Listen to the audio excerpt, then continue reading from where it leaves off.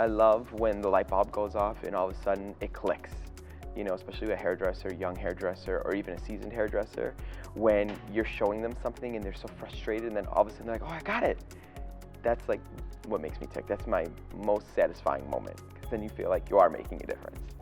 Somebody taught me really early on in my career this quote that says, successful people do all the things unsuccessful people are not willing to do. And I was like, oh yeah, that's cool. Then I kind of let it go. And a few years later, I saw it again. And ever since that day, it really resonated with me. You have to work hard. You have to have passion. You have to have drive, motivation, ambition to be successful. You can't expect that it's ever going to be handed to you. And I got that from my parents. They've always worked really, really hard and showed us that you have to have work-life balance. So you have to be a family person and give your 150% to your family, but you also have to give your 150% to your career and your job. And whatever you choose to do in life, you need to love it, and you can't just go to work. You have to go to something that you're extremely passionate about. One of my role models is my mother. She was a hairdresser for 37 years before she retired. And she always fought the fight and always kept going and always made sure that she was making people look and feel beautiful. I found that so amazing that she could have a client walk in the salon and maybe be a little down and out, and then all of a sudden by the time they left, they're smiling and they feel really good. And that was because my mom made that difference.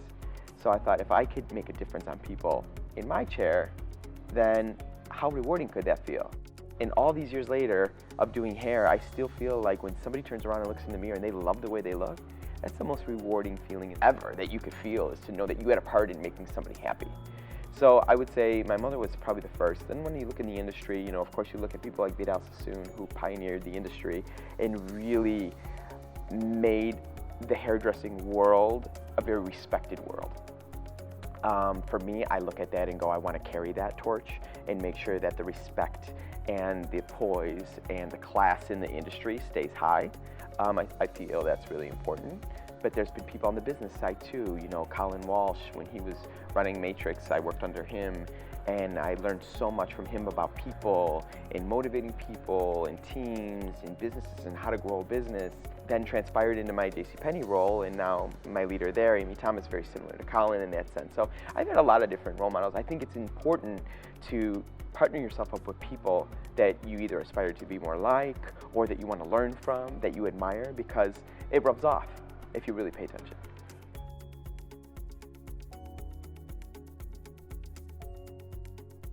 I represent Matrix as an artistic director. I've been with Matrix for 13 years. At Matrix, they say, you know, the slogan is my Matrix family, and it truly is a family.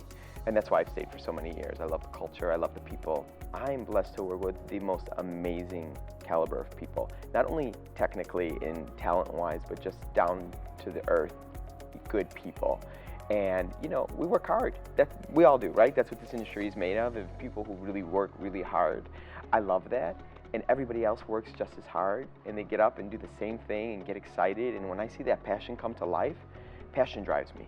If I see passion in somebody, I just want to run with that person and do even more, because I live off that.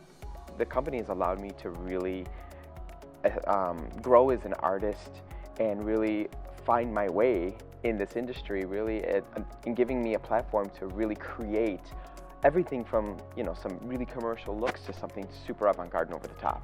You know, so it's been a really great ride with them for the last 12 years. A few years ago, then I took on the role as Senior Creative Director for JC Penney Salons. Very different for me. It was more on the corporate side, being in the office, sitting around boardroom tables, you know, understanding the corporate side of salon business, but then how does that resonate in the industry, and creating collections. We created an education team of 55 educators. I have a design team of 4 that go out and train our staff every single day on all the new looks. So really keep training on a consistent message. We have 13,000 professionals across the country that work for us. So we want to make sure that if you're going to a JCP salon in California or a JCP salon in New York, you're going to get the same experience. And just recently, we've partnered with the editors of In Style magazine to create a new concept called the Salon by In Style, and we're getting ready to launch that right now. So taking, you know, 2 really powerful brands and merging it into a new salon concept that's never been done before.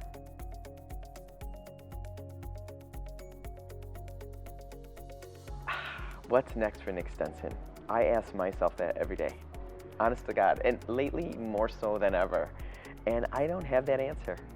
And just like I give the advice, like never say no and be open to opportunity, I sit in that same seat. You know, I know what will always be next for me is how can I continue to motivate, inspire, and excite this industry and the people who work in this industry and the salon professionals. I want to leave this industry 100 years from now and know that I made a difference in people's lives. I helped people be better than they thought they could be. I just helped them by giving them a hug or inspiring them, or that they actually learned something from me that they didn't know that they could do. Like, I want to walk away knowing that I did everything I can to make sure I reached and touched as many people as possible.